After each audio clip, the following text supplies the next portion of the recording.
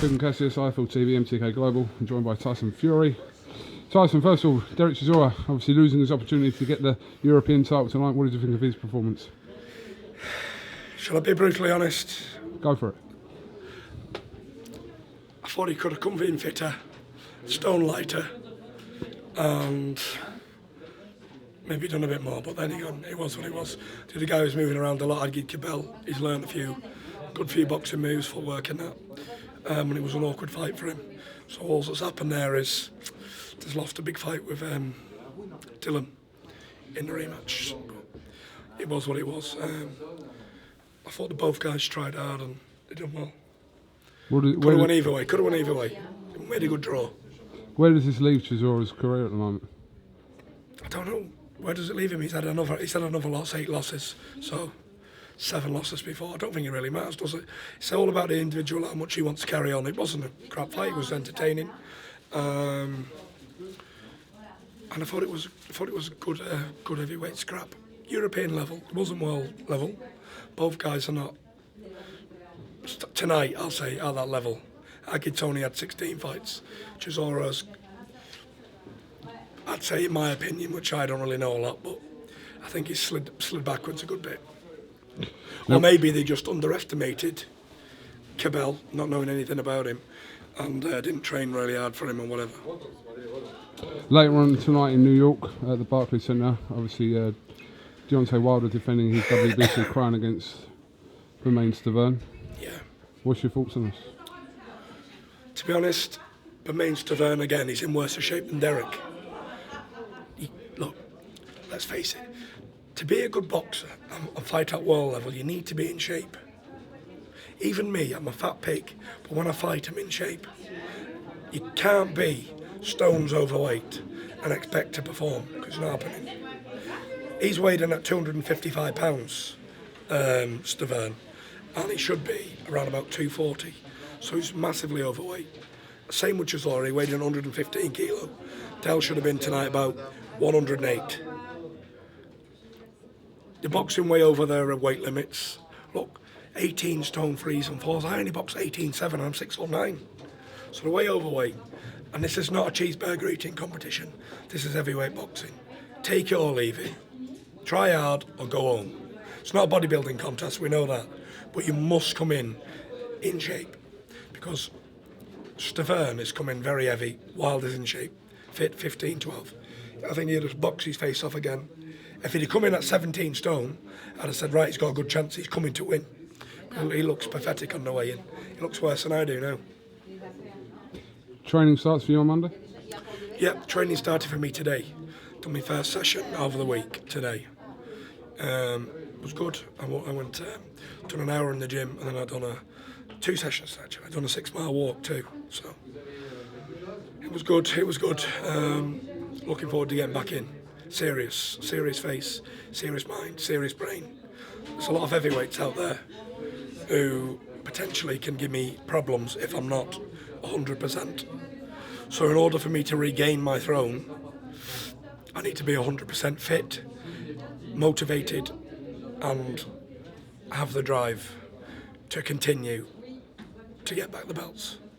When you were training in Marbella a few months ago, what's the difference between your mindset then and your mindset now? To be honest, I was training good in Marbella. I had my court case coming up, and I had to come home for the 3 or 4 days for the court case, and I expected it to be finished, and I could have carried on with my career. That was 6-7 months ago. Then they put it back again. So then obviously, what am I going to do? Train for the next, however, pissing in the wind. It's not going to happen. I need to be told, informed what I'm doing. That's a stupid court case. I'm totally innocent. I've done nothing wrong. Sometimes the face don't fit, and I've said the wrong things. I've upset people with a lot of power, and it just shows you that no matter who you are and what you are, you're never bigger than the powers that be. Because someone can always stop you in your tracks. Not fighting, not face to face, not man on man, because that ain't never going to happen. But people behind the scenes pulling strings in different ways. Look how long I've been out. 16 months. Well, out of the ring with the UCAD situation, but I've been out of the ring nearly 2 years in end of the month for a no fault of my own, and I've done fuck all wrong. You know me, if I'd done something, I'd fucking hold my hands up. I've been Tyson Montana, I've been the alcoholic, I've been the joke, I've been everything. But the one thing I haven't been is a drugs cheat. And I'm totally innocent. And the world needs to wake up now. I finally had enough. I can't be avoided and put back to the curb anymore. You know, I'm here, I'm willing and I'm ready to fight. And I want to fight all the best heavyweights out there, because I'm still lineal. They might have all my belts, but the one thing they haven't got is Ring Magazine belt. They haven't got my lineal status.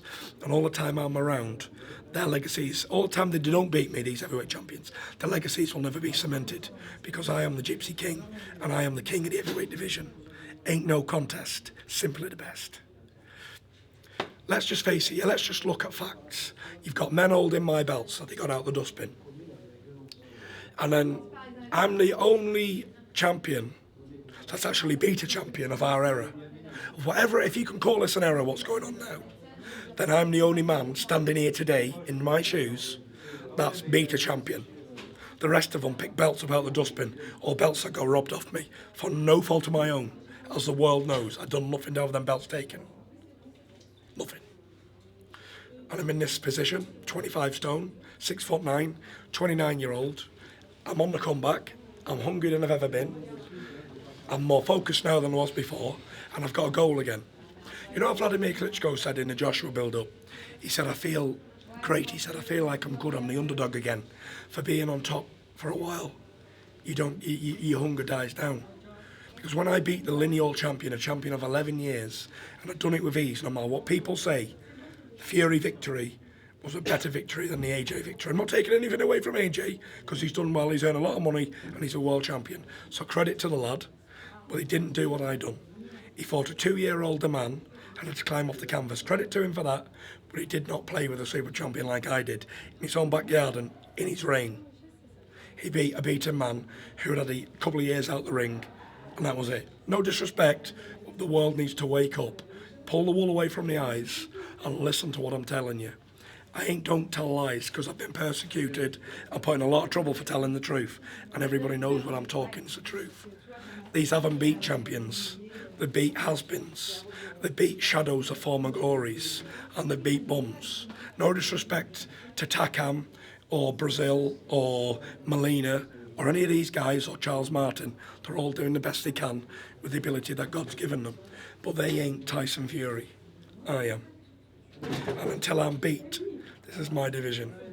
And I've been out the ring 2 years now, so that should give them a good chance of beating me. I should be the underdog. In every fight I have now, I'll be the underdog. But I'm so used to being the underdog every single time. Even after a school Klitschko for 12 rounds in Dusseldorf, in the rematch, they said I had no chance again. So I've been doubted and doubted and doubted many, many times. But the truth of the matter is, and the facts are all there to be seen, and history never tells lies. I'm still unbeaten, I'm still young, I'm still good looking, I may be a bit chubby, but some chicks dig that, don't you? But it is what it is. I'm still here, ready, willing, and I am the man. 2 quick things. Is there any legs in you and Shannon Briggs as your kind of first fight back? Is there any legs in that? I don't really know what's going on, because I'm not a promoter. I know there's a lot of guys trying to do a lot of stuff at the minute, trying to build fights and whatever, and trying to make fights and whatever, but the most important thing at the moment is getting over the line with the case, getting out of the way. You know, I've been held back too long now. I just want to get that out of the way. I can't do nothing at the moment. I'm in limbo land. What am I going to do? And it all goes down to December, whenever the court case is. So I'll get that out of the way. Then we can talk turkey. And then, listen, I don't need any easy fights. Although I've had 2 years off. It might be a bit rusty, but my ability makes up for the rust and the layoff. So I'll be ready to fight anyone, and I'm not really bothered who it is, to be honest. Because after looking at the heavyweight division and the fights, I've got nothing to be afraid of at all. And after looking at the fight on the weekend with AJ and Takam, you know, AJ struggled with, let's face it, a glorified midget. No disrespect to midgets, because I happen to like midgets and I've shagged a couple. But he was a glorified midget in the heavyweight division, and he was a tough man and he was brave. But he ain't Tyson Fury. He ain't 6'9", 18 stone, can turn on a 50-pence coin. He ain't that man, and he struggles with that man. So how is he going to beat this man if you struggle with midgets who just come forward with their hands up? I will jab his nut right off. I'll put a face on him like John Maddock. He looked like the Elephant Man after I finished jabbing him. I hit him 1,000 times with the jab, bum, bum, bum, bum, bum, bum, bum. And he'd be thinking, fucking, I'll throw the right hand, God's sake. Tell him if I left hook, bang. And you just see him fall, stumble to the floor on all fours. And he look up and he, fucking, I've got to get up now. But I won't do what Klitschko done. I won't jib and jab and tip-tap him. I'll take his lights right out. And that's what to expect. Expect a Roy Jones Jr. performance over a James Toney. And no disrespect to James Toney, but he got fucking schooled against Jones Jr. And I will school AJ. I'll even put my hands behind my back. I'll even do the fighting cock moves. All of them. Finally, in an interview with Eddie Hearn the other day, he said that he had spoken to you previously about that Joshua fight. Has there been any more talks or not? Or With the Joshua fight? Yeah. Like I said, I'm not in a position to talk about fucking fighting anybody. Do you know what? I'm sorry for the profanities. That's all right. I swore then, I didn't really want to. So that must be a habit, which I've got to break. Because there could be kids watching this. There could be ladies and gentlemen and young people. So I do apologise for the swearing or the violence coming across. I just got to get that out of my mind. Get it out. But yeah, I haven't had no talks. I don't know what's going on at the moment. I will keep you updated. No problem. All right, Mr. Tyson Fury, thank you very much for talking to Eiffel TV. It's good to speak to you. And yeah, I hope it all goes well for you, generally. The real champ, checking in from Monaco, return of the Mac. We're going to use that slogan. Going to get Mark Morrison maybe to come over and sing that song for the comeback. Return of the Mac. What do you say, Mark? Gypsy King, Mark Morrison. Someone tag Mark Morrison in this video. We will tag Mark Morrison. I know he's watching. I know he's watching. We will get it to him. Peace out. Thank you very much, Tyson Fury. Top man.